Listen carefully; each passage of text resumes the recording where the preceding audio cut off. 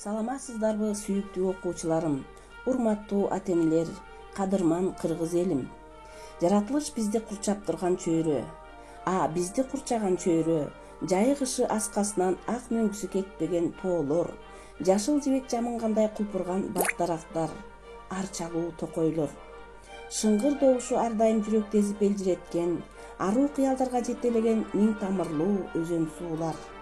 Деги койчу, сүйүктүү өлкөбүз Кыргызстандын жаратылышын мактаса сөз, байоолосо көз жетпейт.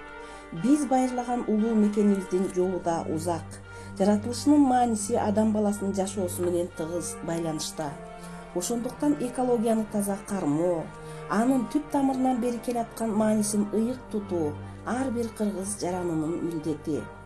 Биз сүйүктүү окуучуларым, ар дайым жаратылышты коргоого милдеттүүбүз. Ар кандай шартка, кырдаалга карабастан бизди курчап турган чөйрө менен тыгыз байланышта болуп, анын түпкү маанисин терең түшүнүп турушубуз керек.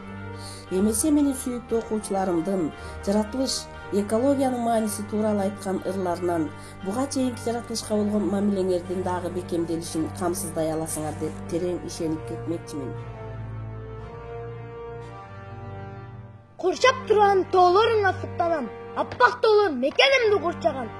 Жаратылыш жан дүнөмдүн азыгы, бир өзүңдө керемет барыктаган. Жайы кышы таза абаң биз үчүн, тазалыгын ойлоп келем күнү түн. Табияттын татынакай көркү бар, жашообузга маңыз берген биз үчүн. Касы бийик, ала тоом, алыс жүрсөң эстеймин, аңкыган жуттуу түрүңдөн ардалап эч бир кетпеймин, коргогум келет өзүңдү, мелжиген бийик тоолорум, дем алып сенден жашаймын, өзүңдү дайым сактаймын.